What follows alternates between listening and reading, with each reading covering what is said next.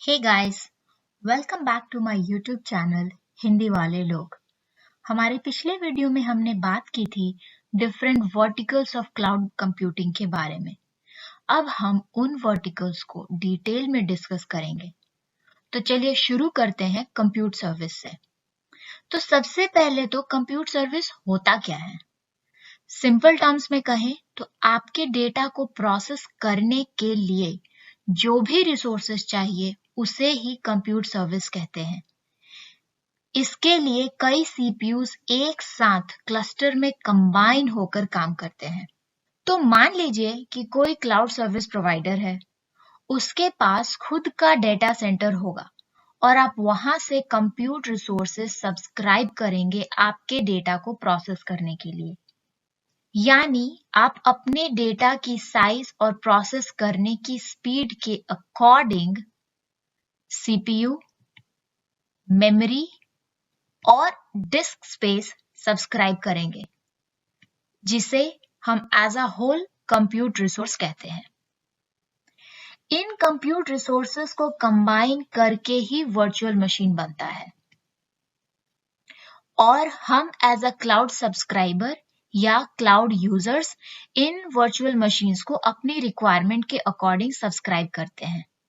ये virtual machines कई combinations में अवेलेबल है। अगर आपकी रिक्वायरमेंट कम है तो आप 2 कोर सीपीयू और 6 GB रैम वाला वर्चुअल मशीन सब्सक्राइब कर लिए, या अगर आपको ह्यूज डेटा प्रोसेस करना है तो आप चाहे तो 64 कोर और 120 GB रैम साइज का भी वर्चुअल मशीन सब्सक्राइब कर सकते हैं। यह डिपेंड करता है कि आपका क्लाउड सर्विस प्रोवाइडर किन कॉम्बिनेशंस की कंप्यूट सर्विसेज प्रोवाइड करता है। ये कंप्यूट सर्विसेज मेनली 3 टाइप्स के होते हैं।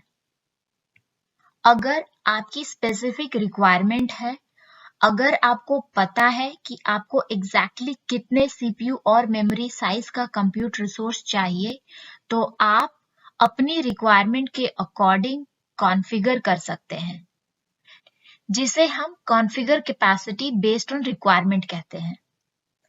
यूजुअली किसी भी एप्लीकेशन की इंफ्रास्ट्रक्चर टीम या सिस्टम एडमिनिस्ट्रेटर टीम अपनी एप्लीकेशन के रिक्वायरमेंट के अकॉर्डिंग ऐसी कंप्यूट सर्विसेज सब्सक्राइब करती हैं। ऐसे virtual machines infrastructure as a service category को बिलोंग करते हैं। लेकिन अगर मान लीजिए कि आप डेवलपमेंट बैकग्राउंड से हैं और आपकी कंप्यूट रिसोर्सेज की रिक्वायरमेंट स्पेसिफिक नहीं है, तो आप प्री डिफाइंड साइज वाले स्टैंडर्ड कंप्यूट रिसोर्सेज भी सब्सक्राइब कर सकते हैं। यानी use standard compute resources with pre defined capacity. यहाँ आपको वर्चुअल मशीन की रिस्पॉन्सिबिलिटी नहीं लेनी पड़ती, आप डायरेक्टली उसके ऊपर अपना रिक्वायर्ड कोड डिप्लॉय कर सकते हैं। ऐसी services platform as a service category को बिलोंग करती हैं। क्लाउड सर्विस प्रोवाइडर्स के पास ऐसी भी सर्विसेज हैं जहां आप बस आपका कोड अपलोड करते हैं और आपने जितनी भी कंप्यूट रिसोर्सेज प्री डिफाइंड की हैं उसके अकॉर्डिंग कंप्यूट पावर इंक्रीज या डिक्रीज होता रहता है आपकी एप्लीकेशन की यूसेज के अकॉर्डिंग। इसे हम सर्वरलेस कंप्यूट कहते हैं। मान लीजिए कि आपको कुबरनेटिस क्लस्टर में माइक्रो सर्विस रन करना है, तो आप डिप्लॉयमेंट करते वक्त minimum and maximum number of pods define करेंगे। आपको डिफाइन ये भी करना होगा कि रिसोर्सेज की यूटिलाइजेशन कितनी होगी तो पॉड्स स्केल अप या स्केल डाउन होने चाहिए। और बस फिर उसके बाद कंप्यूट रिसोर्सेज आपकी रिसोर्स यूटिलाइजेशन को कंटिन्यूअसली मॉनिटर करेंगे। अगर डिफाइंड अपर थ्रेशोल्ड के ऊपर यूटिलाइजेशन गया तो वो पॉड्स को स्केल अप करेगा, और अगर डिफाइंड लोअर थ्रेशोल्ड के नीचे गया आपका यूटिलाइजेशन तो पॉड्स स्केल डाउन हो जाएंगे। ऐसे में आपको पहले से रिसोर्सेज अप रखने की जरूरत नहीं और आपकी बिलिंग भी सेव होगी। ऐसी सर्विसेज को सर्वरलेस कंप्यूट कहते हैं और वो software as a service category को बिलोंग करता है। इसके बाद कंप्यूट रिसोर्सेज के कई बेनिफिट्स हैं। जैसे कि हमारे पिछले स्लाइड की सर्वरलेस कंप्यूट में हमने देखा, आप आपकी कंप्यूट पावर डिफाइन कर सकते हैं और उसके अकॉर्डिंग आपके रिसोर्सेज स्केल अप या स्केल डाउन होते रहेंगे। इसे हम ऑटो स्केलिंग भी कहते हैं। ये कंप्यूट रिसोर्सेज की one of the best quality है। कोई मैनुअल इंटरवेंशन नहीं होता और ऑटो स्केलिंग के कई टाइप्स हैं, जैसे कि टाइम बेस्ड ऑटो स्केलिंग या शेड्यूल्ड स्केलिंग भी कहते हैं इसे।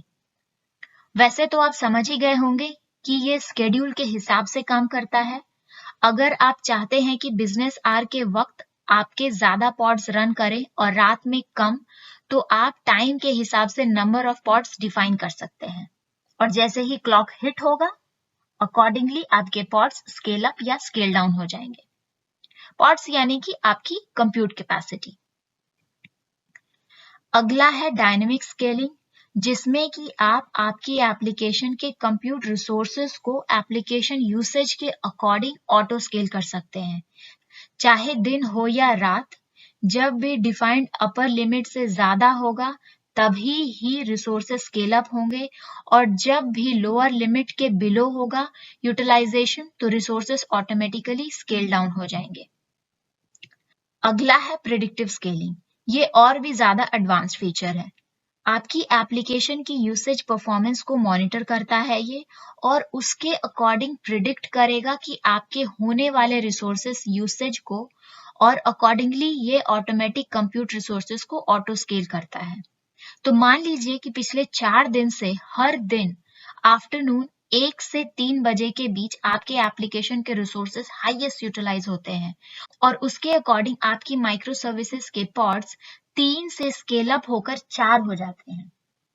तो ये प्रिडिक्टिव स्केलिंग के कारण ऑलरेडी ये 5th डे को आफ्टरनून 1 बजे 3 से स्केल अप करके 4 पॉड्स अप कर देगा और आपकी एप्लीकेशन आने वाली ट्रैफिक के लिए तैयार रहेगी, जिससे कि आपकी एप्लीकेशन की परफॉर्मेंस तो इंप्रूव होगी ही, साथ ही कस्टमर सेटिस्फैक्शन भी बढ़ेगा।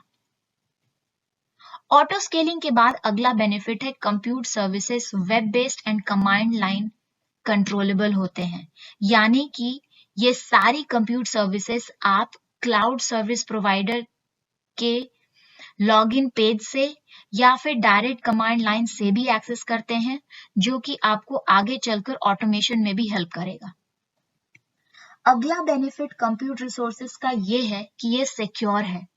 क्लाउड सर्विस प्रोवाइडर्स अपने कस्टमर की डेटा सिक्योरिटी पर पूरा ध्यान रखते हैं और ये सारी कंप्यूट रिसोर्सेज रीसाइजेबल है, तो आप जब भी चाहें जितना चाहें आपकी कंप्यूट पावर को बढ़ा या घटा सकते हैं।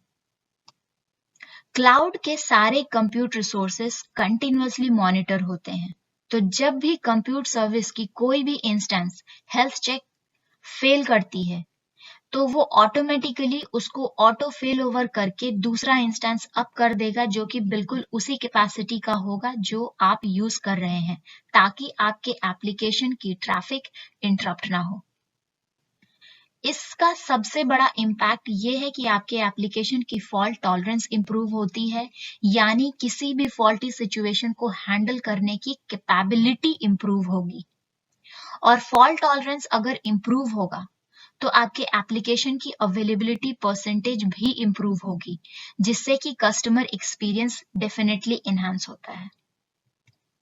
और ये सभी फीचर्स के साथ एक और बेनिफिट है लोअर कॉस्ट का, क्योंकि ऑटोमेटेड सिस्टम को आप ऑटो स्केलिंग के मदद से कितना यूज करते हैं बस उसी की पेमेंट करती है और आपकी कॉस्ट रिड्यूस हो जाती है और वो फंड आप एप्लीकेशन को और बेहतर बनाने में यूज कर सकते हैं।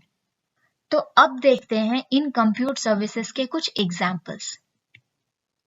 Amazon की AWS क्लाउड सर्विस में कई कंप्यूट रिसोर्सेज हैं, जैसे कि EC2, जिसे इलास्टिक कंप्यूट क्लाउड कहते हैं, जिसमें कि आप आपकी रिक्वायरमेंट के अकॉर्डिंग कंप्यूट पावर सेलेक्ट करके अपनी इंफ्रास्ट्रक्चर उसके ऊपर बिल्ड करते हैं। ये एक इंफ्रास्ट्रक्चर एज अ सर्विस को बिलोंग करता है। AWS की एक और कंप्यूट सर्विस है जिसे हम लैम्डा कहते हैं, जहां आप बिना सर्वर्स को मैनेज किए उसके ऊपर आपका एप्लीकेशन डिप्लॉय कर सकते हैं और ये पास सर्विस को बिलोंग करता है। AWS की एक और कंप्यूट सर्विस है लाइटसेल। ये स्पेशली फ्रंट एंड एप्लीकेशंस के लिए बनी है। जिसकी मदद से आप वेबसाइट या वेब पेज डिप्लॉय कर सकते हैं। उसके underneath virtual machine, database, IP address, load balancer, DNS, CDN, ऐसी सारी फीचर्स पहले से इंक्लूडेड है और ये SaaS कैटेगरी को बिलोंग करता है। ऐसे ही माइक्रोसॉफ्ट के अज्योर में भी कई कंप्यूट सर्विसेज अवेलेबल हैं, जैसे कि VM या वर्चुअल मशीन। और जैसा कि इसका नाम है, ये एक वर्चुअल मशीन है जो कि एक IaaS सर्विस को बिलोंग करता है। अज्योर की एक और कंप्यूट रिसोर्स है जिसे AKS यानी अज्योर कुबरनेटिस सर्विस कहते हैं। ये एक पास सर्विस है। बस एप्लीकेशन के कोड को डिप्लॉय करने के लिए कितनी बड़ी कुबरनेटिस क्लस्टर चाहिए वो आपको प्री डिफाइन करनी है, जैसा कि आप नॉर्मल कुबरनेटिस क्लस्टर बनाते वक्त भी करते हैं। और फिर हर माइक्रो सर्विस का मिन और मैक्स पॉड्स काउंट स्पेसिफाई करने के बाद माइक्रो सर्विसेज डिप्लॉय हो जाएंगी और फिर AKS खुद based on application load pods को स्केल अप या स्केल डाउन करता रहता है और आपको बिल्कुल भी मैनुअल इंटरवेंशन की जरूरत नहीं है। इसी तरह ओरेकल की भी कंप्यूट रिसोर्सेज अवेलेबल हैं, जैसे कि OCI यानी ओरेकल क्लाउड इंटरफेस। ये एक IaaS कैटेगरी को बिलोंग करता है।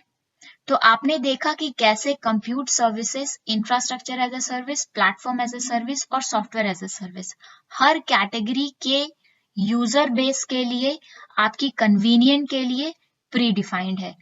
उम्मीद है आपको क्लाउड के कंप्यूट सर्विसेज के बारे में क्लियर अंडरस्टैंडिंग मिली होगी। अगर ये वीडियो पसंद आया तो प्लीज इसे लाइक करें और सब्सक्राइब करें मेरे YouTube चैनल को। अब हम हमारे अगले वीडियो की तरफ बढ़ते हैं, जो कि वर्टिकल्स ऑफ क्लाउड कंप्यूटिंग का अगला टॉपिक था, यानी कि storage.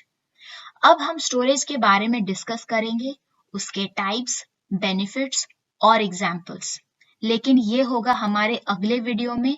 So thank you for watching and please stay tuned.